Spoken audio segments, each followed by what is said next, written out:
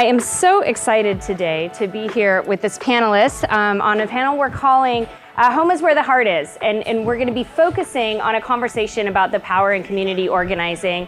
And so how many of you out there have heard or subscribed to the conversation around all politics are local?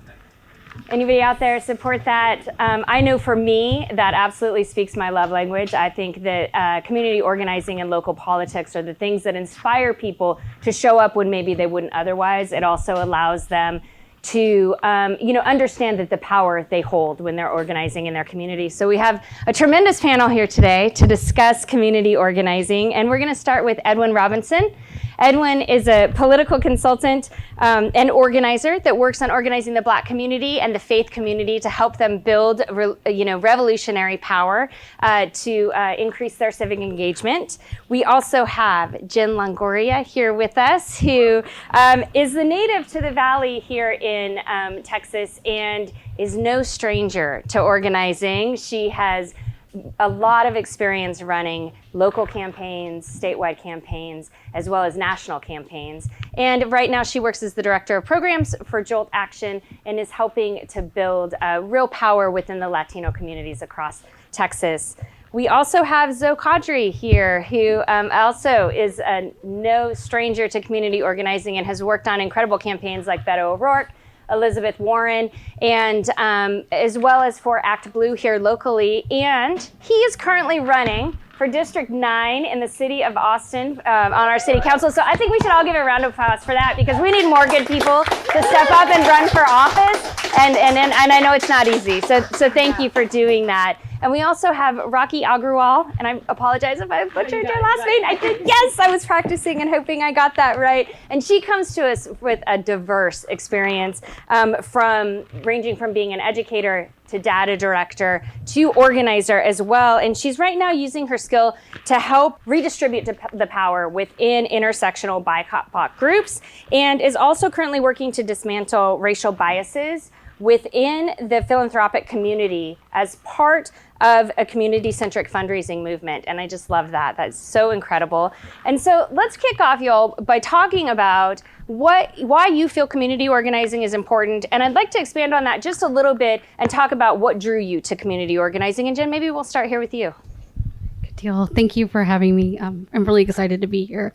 I think first and foremost, the thing that drew me to community organizing was a hard ask. Someone asked me to come out and get involved. So I think, second to that, I saw a lot of my community, I saw a lot of myself, and I saw a lot of opportunity for leadership that I had never experienced anywhere else. So it turns out being supporting progressive values in Texas 10 years ago, 12 years ago, there was a lot of room to be a leader in that space. Now not so much. We've got so many people that are coming into the space to help, and it's amazing to see. Fantastic. And so what are your thoughts? Yeah, is it on? Okay, cool. So what drew me to community organizing, even before Trump became president, there was a lot of Islamophobia in this country. There was a lot of xenophobia in this country. And we saw all this harmful rhetoric become action once he became president, right? We saw the Muslim ban. We saw ICE go rampant in certain parts of this country. My hometown mosque got burned down. And for me, while it was great to see allies from all different walks of life support my community, I didn't see folks who looked like me in these spaces, mm-hmm. right? And growing up in general, when it came to representation, folks who looked like me and Rakhi, we were either, like earlier on, we were made fun of how we looked, how we dressed, how we spoke, we had an accent. And then post 9/11, we were the terrorists, right? We were the bad guy.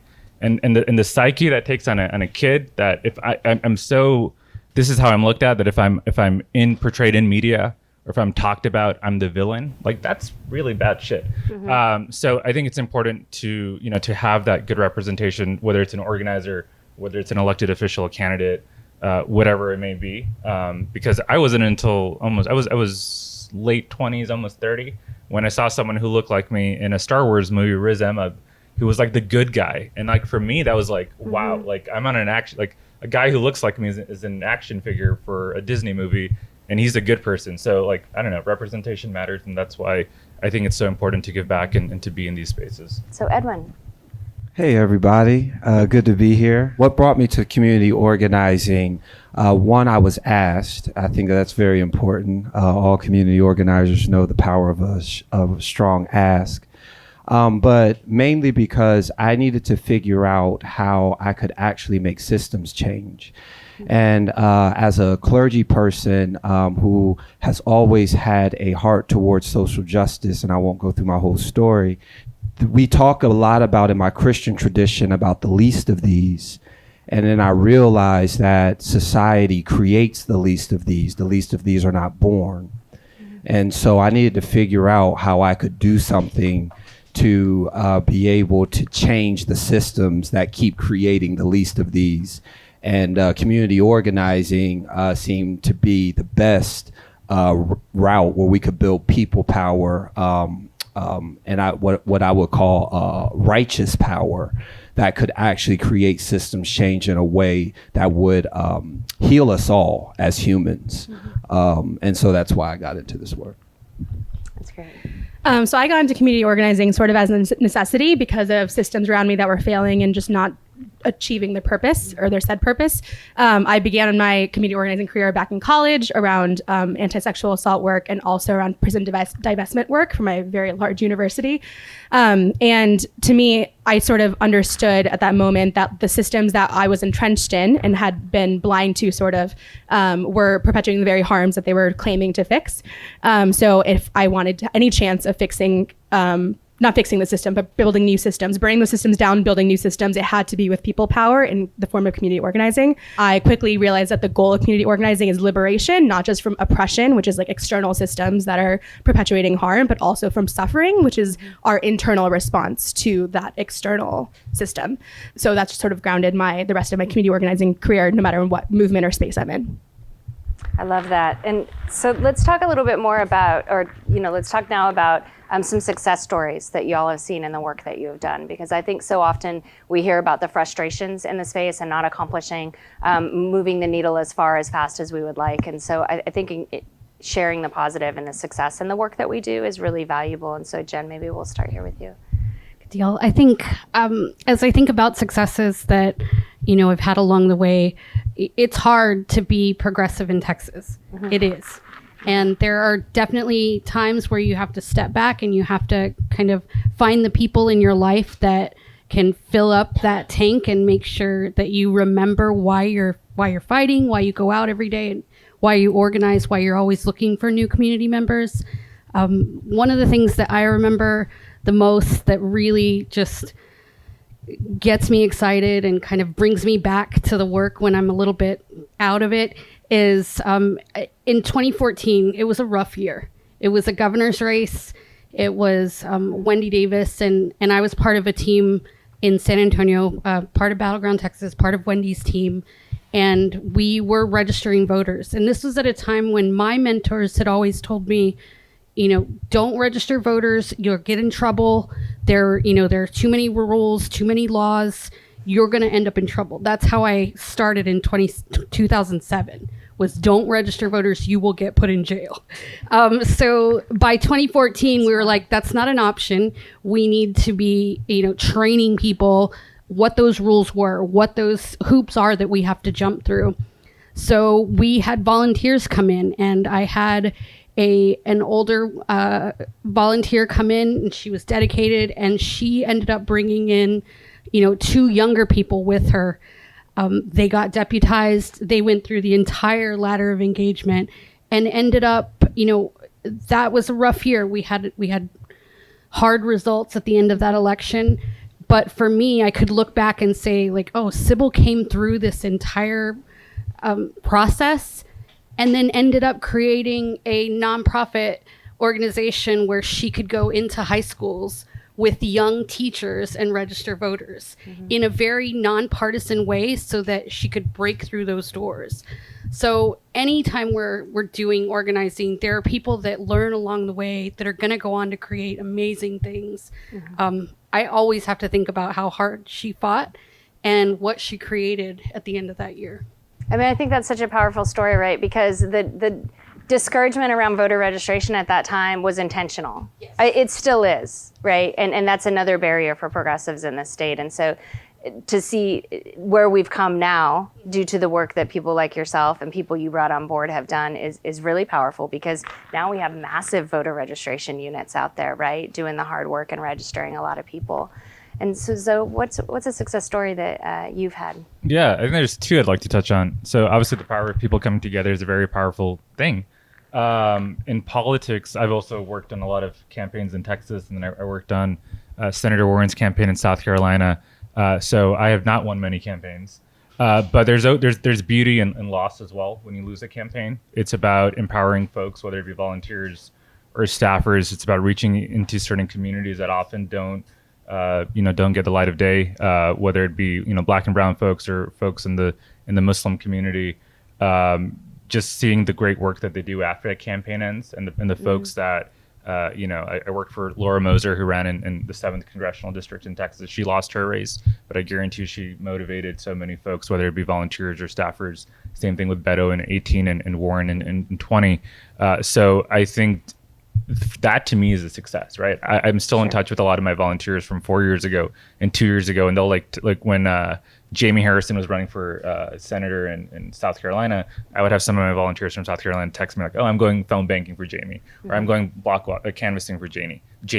And these are people who had done nothing before the Warren campaign, right? So like seeing that now they're doing their own thing, or folks who might have worked on a campaign who are, I don't know, running for office, or the intern who's now the field director or the campaign manager, that to me is a success, right? Or having folks who were from communities that campaigns only went to when they needed a vote, but now those communities feeling empowered and making sure that they're heard, that to me is a level of success.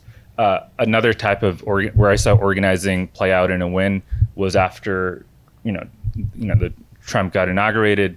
I had a classmate of mine from UT whose younger brother was detained by ICE, and she went to her local elected official. Federal elected official in the Houston area. And she said, "Hey, my brother's one of your constituents. Please help. Like, please shine light on this issue. Like, do something." And the elected official's response was, "It is what it is. That's it." So she came to me. And at that time I had like no experience in anything, but she's like, she was South Asian. She's like, I don't know anyone else to go to. You're the only person I know from our community who's like semi-involved. Like, what can we do? So I got in touch with a lot of Latinx and immigration and Muslim, South Asian civil rights groups, and we made noise around the issue, right? So while our elected official in that area was like, it is what it is, everyone else was like, hell no, it's not. Like, we're going to make sure, we're hosting a press conference outside of the ICE detention facility. We're making noise. It was folks coming together from all different walks of life. And he was eventually released from the detention facility, right? Not because of an elected official. It's because of everyday folks who came together and said, this is complete bullshit and we're not going to be okay with this. So that was a success.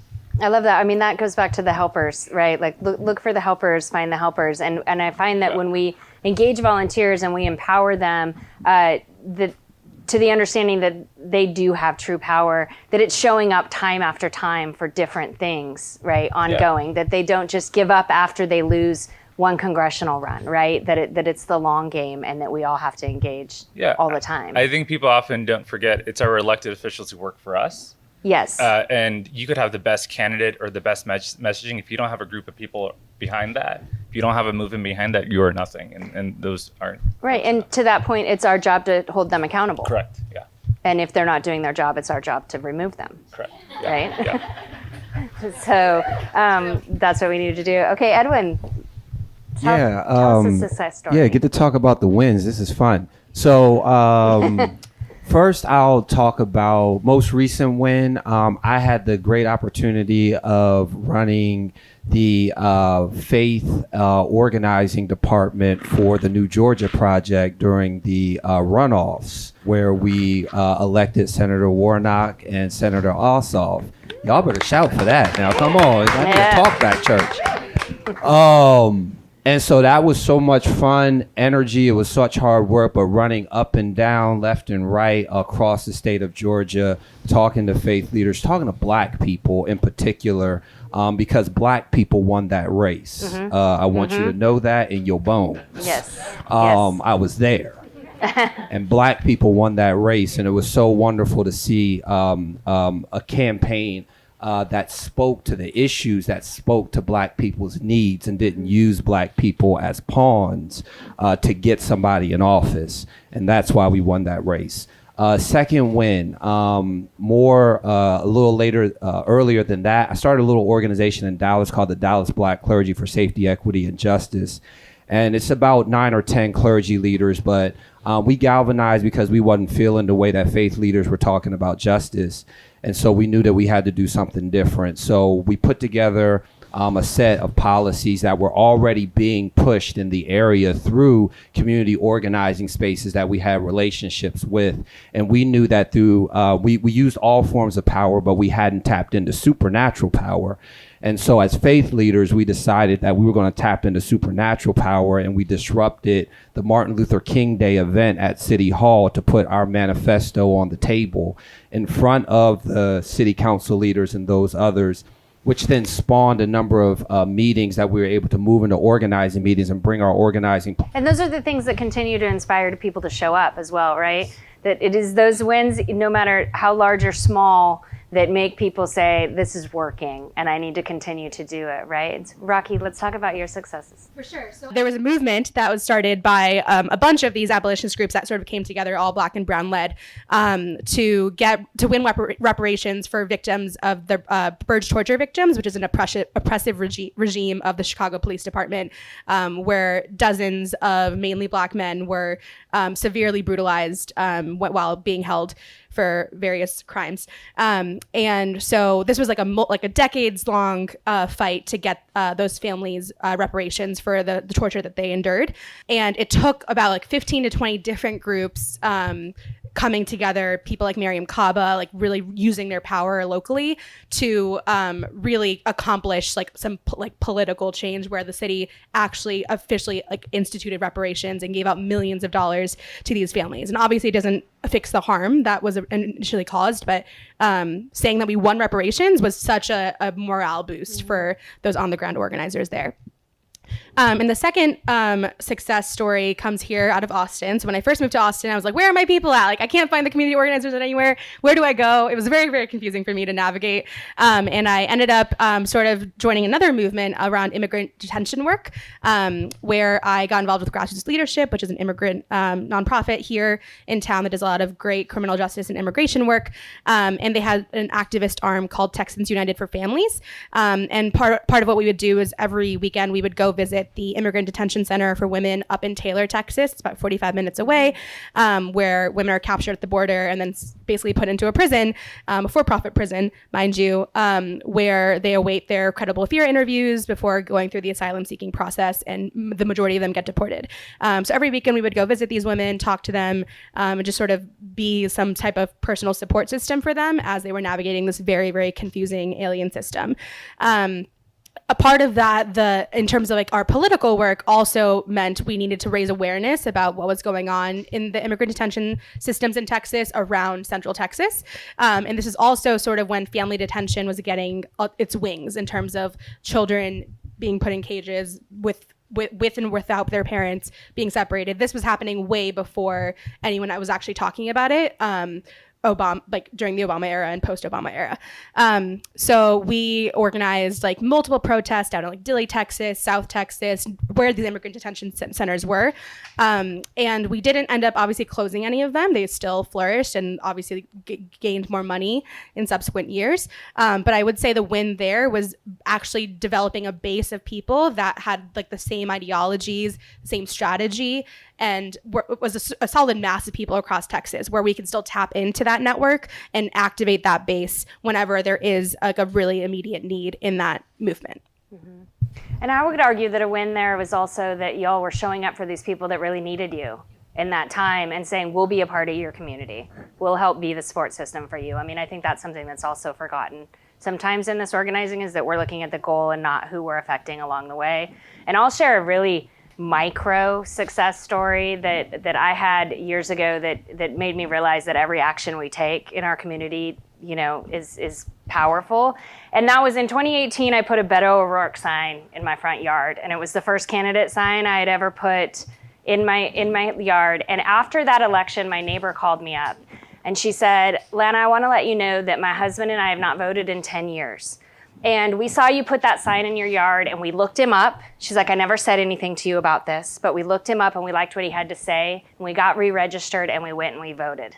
And it was just because of that sign. And I almost cried. I was so excited. I was like, "Jen, you're a voter. Like, this is fantastic," right? So everything we do as a representative in our community matters and can inspire other people to show up and move out of their comfort zone or get re-engaged, right? And that was just because we were friends. So working our circles is powerful in community organizing, right? The hard ask, the bring people to the table. So I would like to move on to, how do you think it is that we get other organizations and other leaders to focus more on community organizing? How do we bring other folks to the table to understand that we need to build from the bottom up?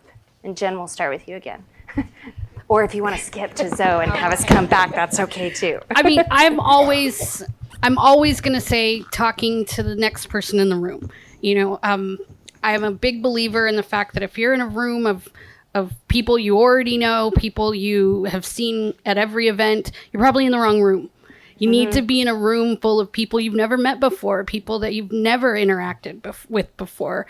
And so I am always trying to kind of come up and introduce myself or say hello. Or I think having these conversations with other org leaders and working together. I mean, Texas is such a big state that it is very easy to be like very regional and to be very siloed off in San Antonio or in the Valley. But I think there are, even though we do need to work regionally and be hyper local about our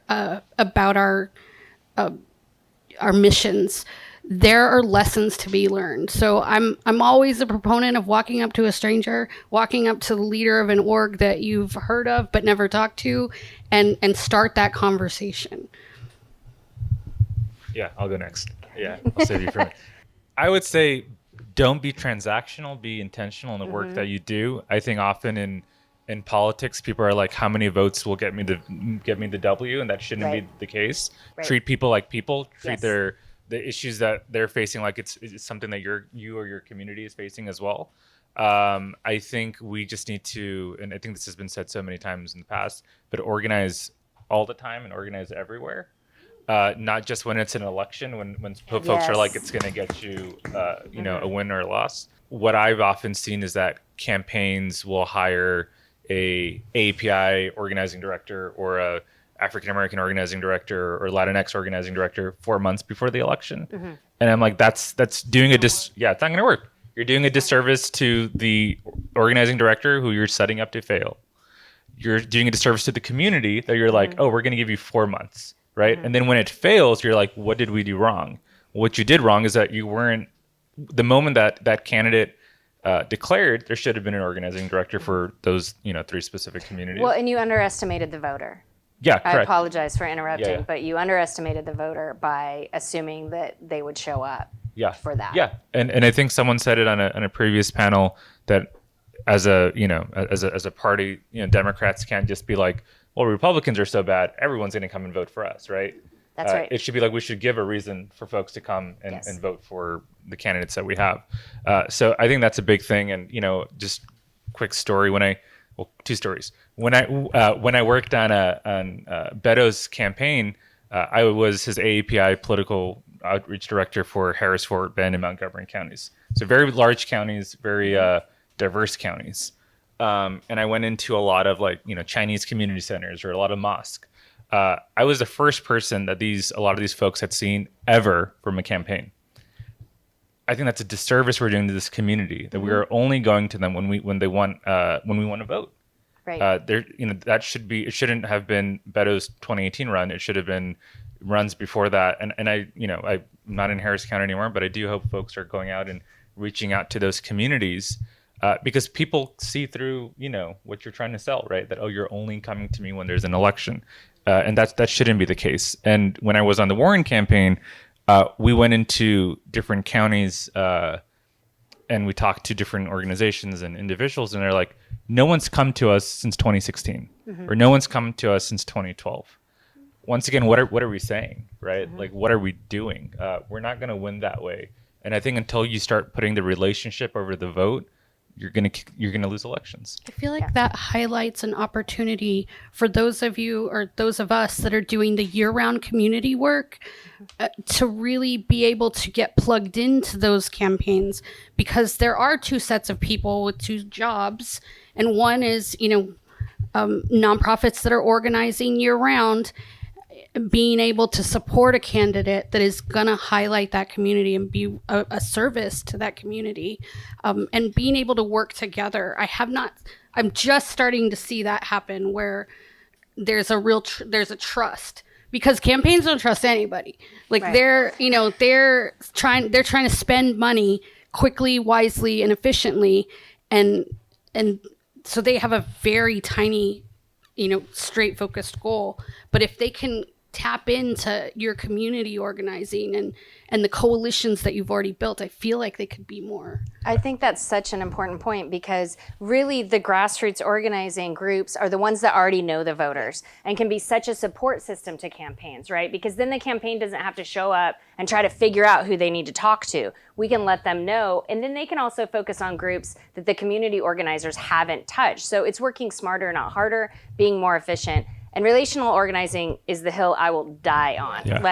If we are not building relationships with our voters, we are never going to win across Texas, and an investment needs to be made in that. Yeah. The last point I want to make is that I promise then I'm going to shut up and I'm going to pass it off to Edwin. Keep going. Is that regardless of how big a population is in your community, you should outreach them, right? If there were 3 Black folks in all of Austin, right? Or if there were 2 Muslim folks in all of Austin, they should be out. You should talk to them. What issues are important to them? Even if folks who can't vote, like as a candidate, I've talked to a lot of folks from the immigrant community who are like, oh, you don't want to talk to me, I'm not a citizen. I'm like, yeah, but anything that happens in this city, in this state, in this country will affect you. So I do want to hear what you have to say. So I think, organize everyone. So. Right. And then those people go in their community and they talk to their friends, right? So it's a ripple effect. Piggybacking off what one of the things that you said, they do, the campaigns or organizations do hire a Black person or a Latinx person or a AAPI person or a queer person or so on and so forth, right? And then they do lose, but they don't go, well, why did we lose? No, they blame the person that they hired. Let's be clear. They're not confused. They go, no, your fault. And then they move on. Right. And so the next time they don't hire a Black person, they hire a Latinx person because they say, let's try it this way. Or the next time they don't hire a Latinx person, they hire a Black woman and say, let's try it this way. And so on and so forth. Right. And so that's an issue. We also do that with electeds. Let's be clear. Yes. So pause there. How do we get more people involved? Do you want to win? Yes. And if the answer is yes, then you better be doing community organizing. Here's why. On the progressive side, we don't like to talk about power because we don't have none. So all of our conversations are about skills and techniques and data and flashy things because we run away from the conversation about power because we ain't got none. And we ain't got no power because we refuse to do the hard work of relational 24/7, 365 days a year, organizing and talking to people. So all these other conversations you having about the next cool tool and the next cool thing and the next data point, we already got all the data. We don't need no more data points. We got it all. Exactly. Right. I don't think I've been in a meeting yet where I ain't seen the same data points. I hope everybody hears this, because this is it right here. This is it. We got them all. It's not the new thing. It's not the new way. It's connecting with people to build the power. And if you want to build power, you got to do community organizing because they have economic power. They have military power. They have political power. The powers that we need to build to be able to combat that is solidarity power, which is not a whole bunch of people in a room from different places saying the same thing. No, solidarity power is a group of people coming together, making a plan and carrying out that plan together. Yes. That's solidarity power. And then we need to build disruptive power and narrative power, right? That allows us to tell the story, continue to tell the story, and disrupt the system and stop it from acting, showing people they have power. And that happens through community organizing. Yes. I don't know if I have too much to add to that. That was brilliant. So in terms of community organizing, I think when people are not tapping into that really on the ground power, it's because they're still too entrenched in the systems that they're involved in, right? So they can't see a way past that or can't be imaginative enough to envision a new reality. So there's this phenomenal resource out there called Calling In and Up. It's a pedagogical, whatever that word is, a guide for women of color organizers that I rely on often. It talks about transformative organizing, and there's 4 principles of transformative organizing. Self-awareness, building self-awareness on a personal level.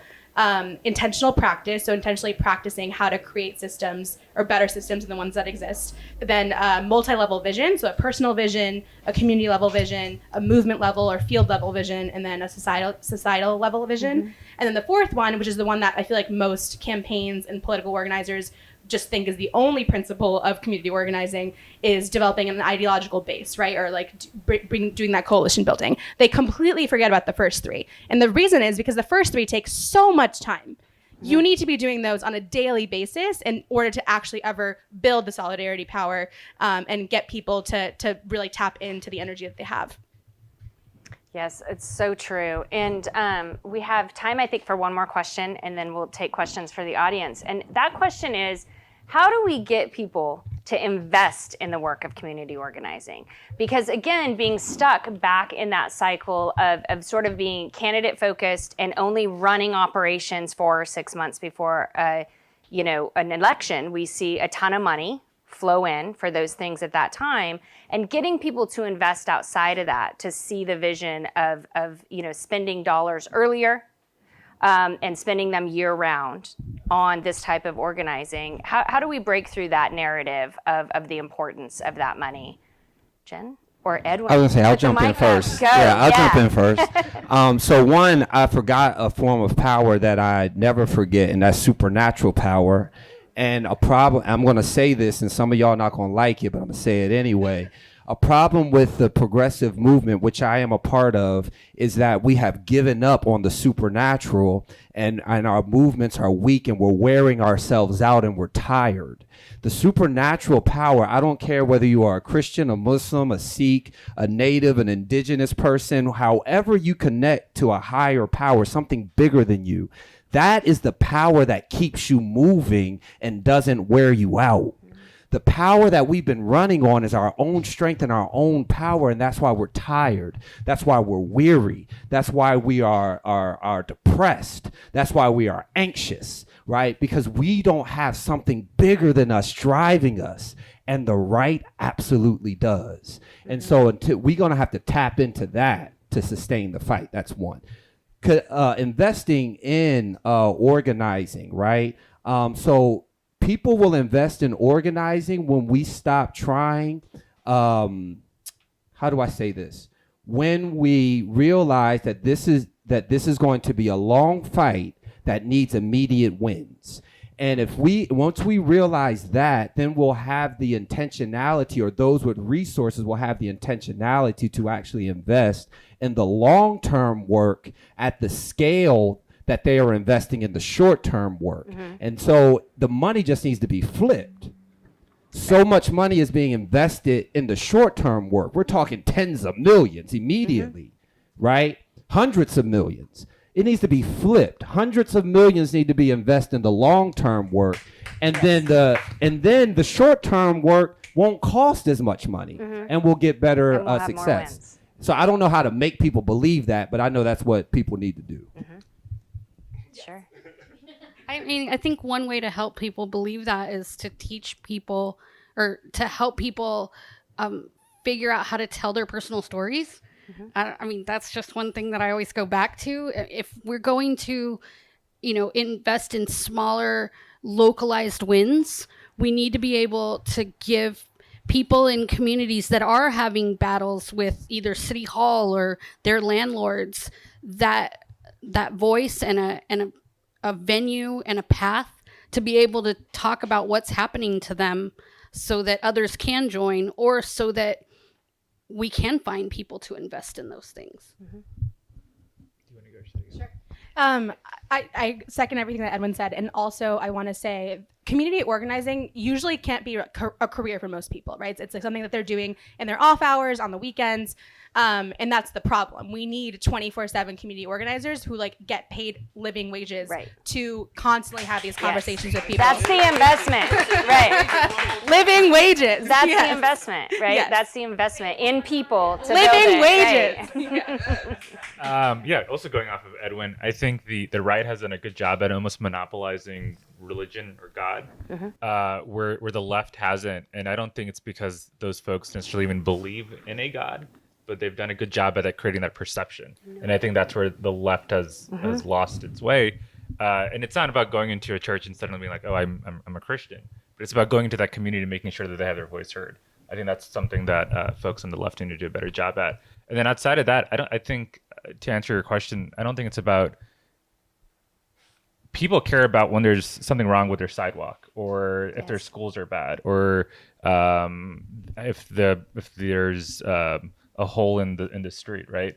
I think issues are what gets people riled up. That if you go into any community center, any house of worship, any building, and you're like, what's wrong in this community? Like a city like Austin, right? Whether it's us not helping our unhoused community, whether it's a general lack of equity, whether it's housing prices that are going through the roof and making the city largely unlivable, people are very focused based on issues, not as much on candidates. And I think that's the type of organizing folks need to do year round. It's not necessarily the Travis County Democratic Party having an organizer on the ground pushing Beto or whatever candidate is that year, or that's going to announce in another year. I think it's about pushing these issues that this is our platform and this is how we can make those those issues, find a solution to those issues. I think that is something that a few orgs have started to turn towards. Obviously, I don't know all of the orgs that are doing it, but I know that, Texas Freedom Network has a year-round advocacy program where they actually have organizers. At Jolt, we've just kind of pivoted our field programs so that we do open up those positions for people to be in the community all year round, kind of talking to them about what is going on in your neighborhood, so that by the time an election comes around, they've already had so many conversations that they know what's going on. I think we need to seek out those organizations and be able to lift them up, but also direct people that want to get involved to those, because they are forming a little bit more of a long-term infrastructure. Well, and that definitely speaks to the work that we're doing at Blue Action. And, we're micro-organizing at the precinct level to have macro effects. And what we have found also is that it maintains our volunteer base, because when you're knocking on your neighbor's door and you're saying, hey, let's talk about the person that might fill that pothole or who's running for school board, our volunteers have more productive conversations because it's neighbor to neighbor and they're building those relationships. And then when we're then flipping those down ballot seats, they see the power that they have and they're willing to show up again. And make no mistake that it's those down ballot wins that will flip the top, not the other way around. I mean, I think we have been focusing the top to the bottom instead of the bottom to the top for really far too long in Texas. I'm finally in a position where I can hire people. If I'm hiring or selecting people for fellowships or paid internships, pay people. You cannot, I grew up in a volunteer model and pay people. And volunteering is a privilege often, it right? Was. My husband was like, go do this thing and see if it makes a career. It did, but that's not always feasible. So we have to pay people. 2, I personally am adamant about only hiring and selecting people from their own communities. I'm a little bit snobbish about hiring Texans for Texans. Like, I'm sorry. But, obviously there's talent that can come in, but if we're going to be talking to people on the ground, we have got to be finding people in high schools, in their, college classes, or in alternative high schools, whatever it is. I think we have programs at Jolt that we're specifically having to find those constituencies to bring in and say, hey, we have an internship, we have scholarships, things that people never even knew existed, but that's pay people. Pay people. Yeah. I'm gonna go off of both things that Jen just said. Pay folks, right? Pay them a living wage of, I think at the very least $15 an hour. There's certain organizations that they'll be like, oh, you can get a stipend of, I don't know, $1,000 for X amount of hours. When you do the math, it's like $2.13 an hour. That's horrific. Or folks are like, oh, you can put it on your resume, but putting something on your resume doesn't pay the bills, right? It doesn't equate to, $15 an hour. Not everyone has the privilege to work for free or work at $2.13 an hour. So that's number one, going off of Jen. Number two, hiring within the community. I won't say which campaign it was, but when I worked on Senator Warren's campaign, we had an event at an HBCU in South Carolina. It was a big homecoming game, and there was a campaign there that had an all white staff at the HBCU homecoming like rally. And all the staffers were also out of state, right? So they didn't know the city, the state. And, they weren't from the community, right? And it stood out like a sore thumb, right? And I think it's important to invest in the community, right? I don't know what it means to be Black in the United States. And if I was hiring for a role for a Black organizer, I wouldn't hire a brown guy, right? I don't know what it means to be Jewish in the United States. And if I was having someone go into synagogues and chat about issues or politics or candidates, I wouldn't hire someone who's Buddhist, right? Like, find folks in that community because they are there. I used to be a teacher, so in terms of following the I do, we do, you do cycle, which is like really how you build capacity in someone, bring that girl that works at McDonald's to you, to with you to an organizing event, right, that you're partaking in. Then meet her where she is. So if she's living in a certain apartment complex and there's a window that needs to be fixed, help her organize and mobilize people in her community to fix this small level thing that she needs to be fixed. That way she experiences a win for herself and really develops that confidence. And then let kids be organizers, right? Listen to youth. There's incredible orgs in town like Youth Rise Texas that really build the capacity of youth to understand that they have power also that they can harness to accomplish organizing. Yes.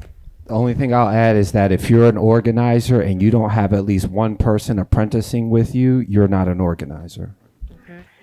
All right, y'all, we could talk about this all day. I mean, I've loved this conversation with you, and I want to thank you all for being here and everybody who's joined today as well. It's such an important conversation that we continue because I know we're all invested in making gains in Texas. So thank you for being here to listen today.